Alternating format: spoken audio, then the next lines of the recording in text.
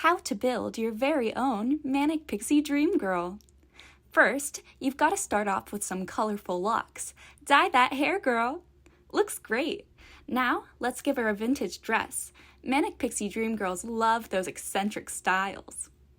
She wouldn't be a Manic Pixie Dream Girl without a taste for indie music. After all, where would the soundtrack come from?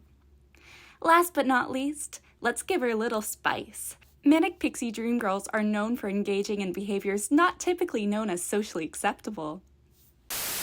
The term Manic Pixie Dream Girl was first coined by critic Nathan Rabin in 2007 with his review of the film Elizabethtown. Rabin created the term to capture a reoccurring character type he observed in films: female characters who seem to exist solely to provide inspiration and a sense of whimsy to the male protagonists, often lacking their own depth and agency. The concept quickly gained traction and became widely used to analyze and critique certain types of female characters in film and literature. In the very definition itself, the Manic Pixie Dream Girl label strips female characters of autonomy. If one views a female character as only present in order to help a man figure himself out, it becomes a self-fulfilling prophecy. Being assigned the Manic Pixie Dream Girl title dooms a female character in the eyes of the audience. Instead of viewing them in a context of their own, critics such as Nathan Rabin only view their personality in conjunction with their male counterpart. Manic Pixie Dream Girls are worth being looked at in their own right, furthermore shedding the negative connotation that comes with the label.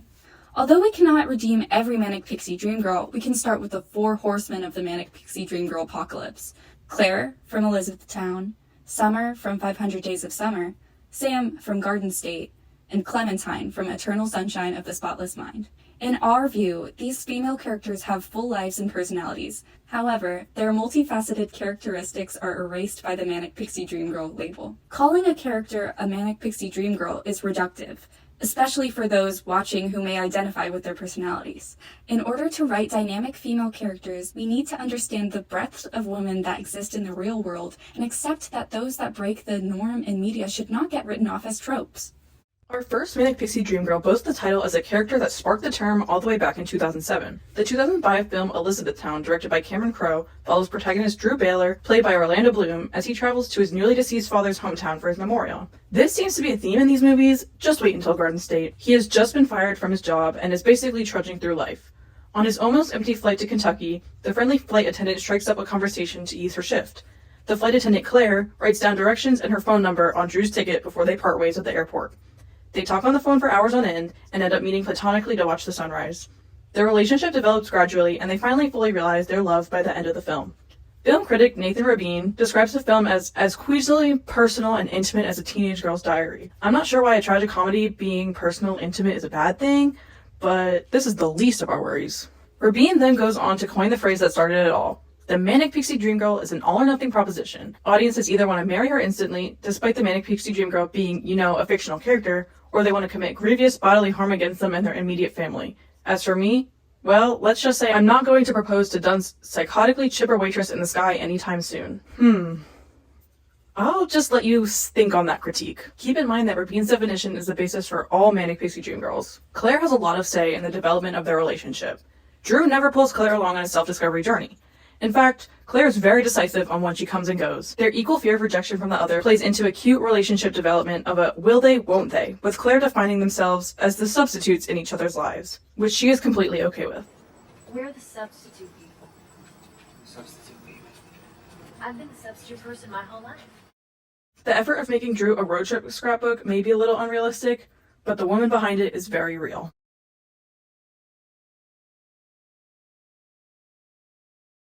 500 Days of Summer is a movie about the dangers of placing preconceived notions onto a person without their consent. The film follows the character Tom as he falls in love with the idea of Summer, one of his new coworkers. While the character Summer may share some characteristics with the Manic Pixie Dream Girl archetype with her quirky and optimistic attitude, she is ultimately a more complex and realistic character than the trope can reduce her to. Summer has a fully developed backstory. She has an entire segment of the film dedicated to rounding out her character and explaining her actions through visions of her past. It's not her fault that her story is monopolized by the subjectivity of her male protagonist, Tom.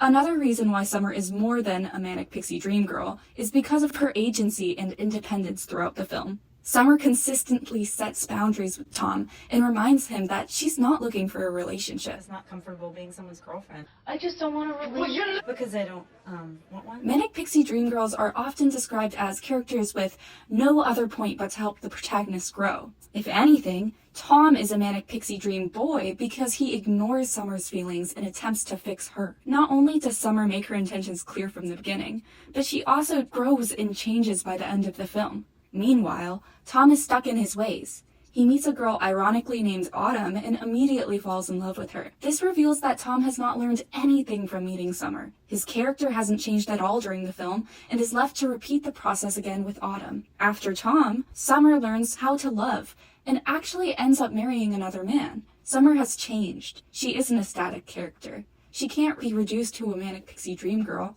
She cannot be blamed for her story being told almost exclusively through Tom's biased memories. She's a fully fleshed out character who makes mistakes and learns from them. Our next victim of the Manic Pixie Dream Girl label is Sam in Zach Braff's 2004 indie directorial debut, Garden State. To quickly recap, in Garden State, the protagonist Andrew Larchman is a mediocre Hollywood actor struggling to find his place in the industry after his breakout role. The movie begins with Andrew finding out his mother has died and must return to his hometown in New Jersey for the first time in 9 years. Long story short, boy finds girl, boy finds himself, gets off his antidepressants, and boy and girl embark on a new life together. In Garden State, many people see Sam as immature and naive due to her quirky and optimistic outlook on life. Pulitzer Prize-winning film critic Roger Ebert has this to say about Sam. Her success in creating this character is all the more impressive because we learn almost nothing about her except that she's great to look at and has those positive attributes. I'm not sure if we watched the same movie, but as far as I can see, Sam is a fully fleshed out character. We are very intimately brought into her home, where we get to see her childhood blanket, her ice skating videos, and get to see the story of her adoptive brother. We get to see her past, her present, her worldview in the home that has shaped who she is as a person. Ebert's critique is purely indicative of his lack of acknowledgement of Sam as a person, because she truly lets us into her life to learn about her as an individual. I mean, we literally bury her hamster. Furthermore, Sam does not solely exist to fix Andrew. In one of the first few times the two interact, Sam says, Anyone who rides in that is automatically your bitch. By saying this and then riding on the seat with Andrew, she's telling him that she views them as equals. She's saying that neither of them have more power in the situation than the other, and essentially, Sam establishes her autonomy from Andrew at the get-go and maintains this through their story. Lastly, Sam is nowhere near close to immature and or naive. A little quirky, sure, I'll give you that. Instead, we learn from Sam that she chooses to be optimistic and look for the laughs whenever she can. We learn that she has suffered from severe epilepsy throughout her life, which has most definitely not been a walk in the park. Sam explains that she found a way to laugh at the fact that she has to wear a helmet to work at her job at a law office in order to keep her insurance. The troubles of the world are not unbeknownst to her. She just chooses to find the joy and humor in the cards that she is dealt in life. The last of our characters deemed a Manic Pixie Dream Girl is Clementine from Eternal Sunshine of the Spotless Mind. The film follows Jim Carrey's Joel, a man who once had a relationship with Clementine before she underwent a procedure to erase him from her memory. The film documents the highs and lows of their relationship, as recounted by Joel's brain when he undergoes the same procedure.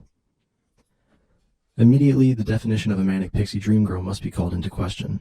Scholar Nicole Vincent describes Clementine as a fictitious version of a woman, quote, tasked with the sole responsibility of bringing the male protagonist back to life while still appearing beautiful, comical, sexually experienced, and open to being rescued, end quote.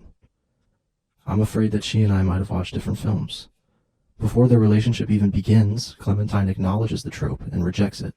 Too many guys think I'm a concept, or I complete them, or I'm gonna make them alive. I'm just a fucked up girl who's looking for my own peace of mind. Don't assign me yours. They are not a perfect couple, and she is her own character outside of saving Joel. She's an alcoholic who's been hurt in the past and needs help. She hits Joel's car. The inciting incident in the entire film is her erasing Joel from her mind, sending him into a depression. Clementine is not a perfect person, and to label her as a Manic Pixie Dream Girl would actively ignore the driving force of the movie. As a man that should definitely be weighing in, the label of a Manic Pixie Dream Girl reduces these characters into tools for male character development. Male critics such as Nathan Rabin enforce limited views in their characterizations and claim that these girls are not full characters. Yet they do have inner lives. You just have to look for them. A woman is not at fault for the flawed and constructive mental image that a man creates of her.